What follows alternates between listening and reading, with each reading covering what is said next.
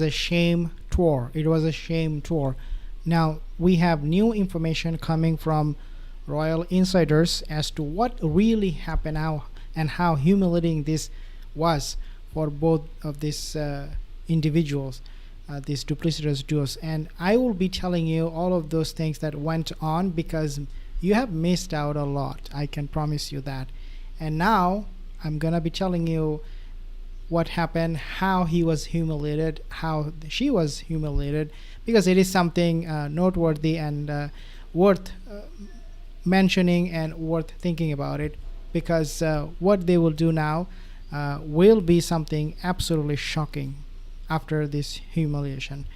Analysts assert that both King Charles and Prince William view Prince Harry as a dangerous commodity, okay, quote unquote, due to his actions and the resulting negative publicity. How they view him? Well, he is a dangerous commodity. Can you believe this? Again, coming from royal insider information, this is how they see it. People who think that, well, the father and the son, Prince William in this case, they love their son, and then William loves his brother, is absolutely, they're wrong. It's not true. It's absolutely false, because they see them as a dangerous commodity. Not just a commodity, like if they have mentioned this individual, Prince Harry, is just a commodity, this is how they see it, it would have been enough. But they have added dangerous to it.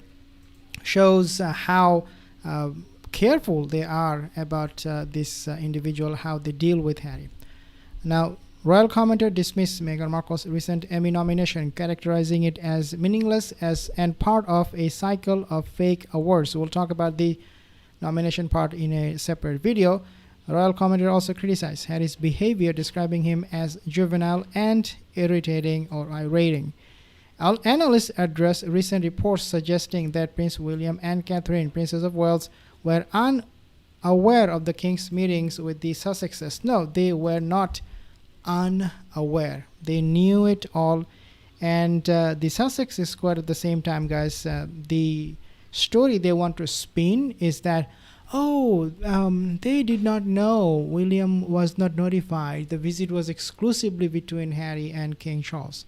Well, this is how they want to spin it, right? Because that's how they want to promote his image, that somehow he's so important that the king forgot about his son William, and he was just focused on Harry. Oh, you are here with your children, I want to see them so bad. But we know that the royal family members, including William, Catherine, they were aware, and they decided not to be seen with these duplicitous duos. And again, this is coming from the royal insider. The host claims this is absolute rubbish, stating that the family is constant discussion and that William and Catherine are kept fully informed. So the host basically means the royal insider here. Referring to recent brief meetings, royal commentator note that these were not full reconciliations but rather controlled interactions initiated by the king. Analysts argue that the king maintains control over these situations and that no major apologies were exchanged. Again, what the Sussex squad will tell you, oh my god, I mean, they are already leaking to People magazine, as I have mentioned in my previous video, but what they're leaking? False, fake news. And now they'll be leaking, the king apologized, he was embarrassed, he regretted that he couldn't meet surrogate invisible children earlier.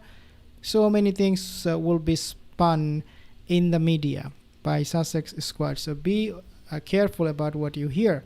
What I'm presenting to you is from, again, insider information.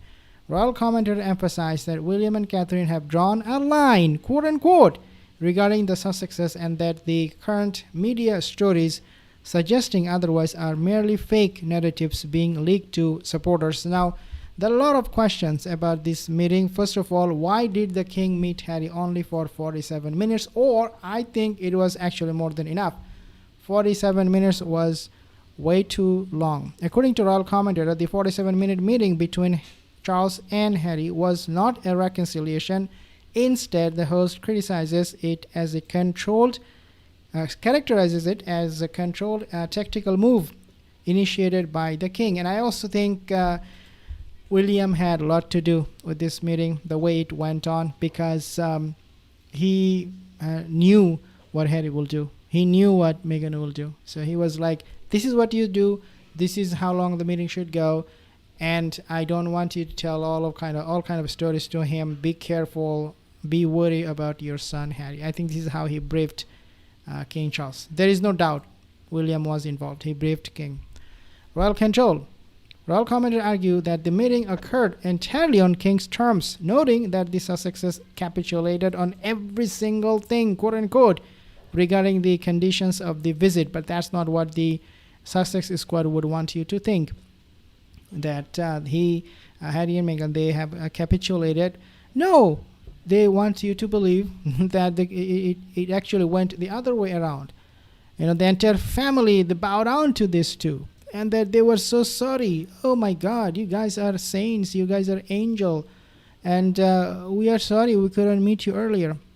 No apologies. There were no major apologies or grand gestures of reconciliation. It was a brief, managed interaction.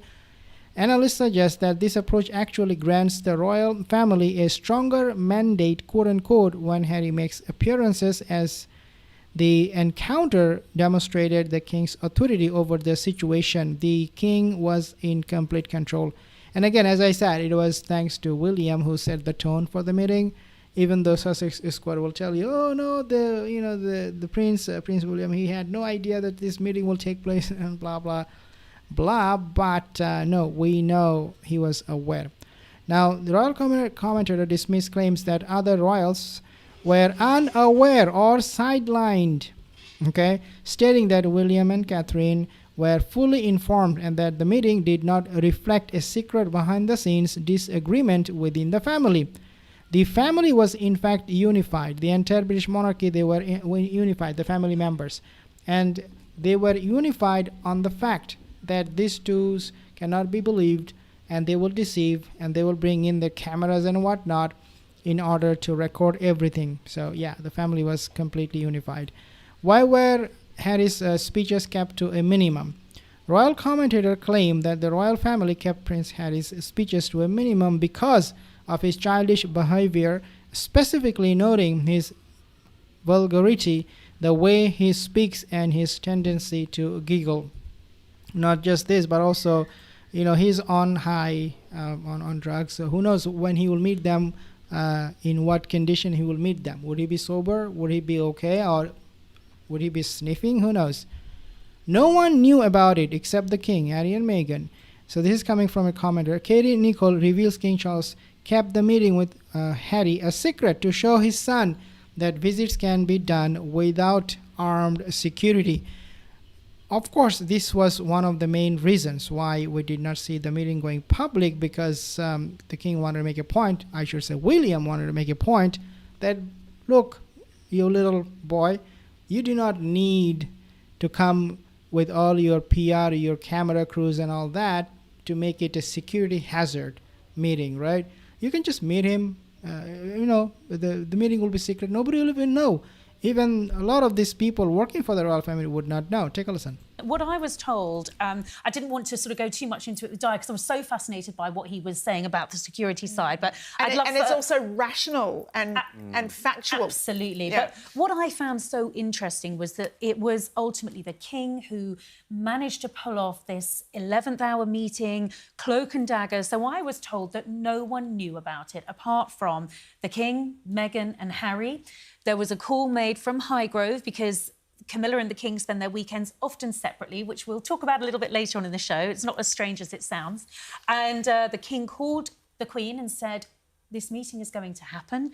They're on their way. She jumped into the car, didn't tell anyone. Her children didn't know. No one knew at all. And it was very much, I was told, the king's way of showing this can be done without the need for taxpayer-funded security. Yes. Yep. This can be done without anybody needing to find out about it. Exactly. He proved his son so wrong when Harry wanted to do this meeting and agreed to it, both Harry and Meghan. They actually walked into a trap that was set by the king. But the caveat was, this is a litmus test for trust. No pictures to be released, nothing to be leaked out. And as yet, No tape several recorders. days, we're nearly a week on, nothing's come out. What Just walk through this metal detector. Yeah, I mean, you have to keep it mouth shut, but that is not happening. We already have leaking coming from Meghan and Harry, Sussex Squad, through People magazine, and I have actually commented on this in my previous video. Please, Harry and Meghan. Yes. Yeah, it's like, And leave your camera at the door. Yeah, pretty much. Leave the Netflix crew behind, please. I mean, yeah, it was really interesting how it was able to be kept private. And that's the thing that, you know, Harry and Meghan have been harking on about since they Mexited all those years ago. We want privacy. And clearly that was able to happen and on private grounds, not royal ones or palace grounds, as you would say. So it was actually kind of a testament to the fact of, you know, it can be done. They can recoup that relationship privately without media scrutiny. But it just depends who might break that eventually, who might break that trust. Well, who might? We already know it.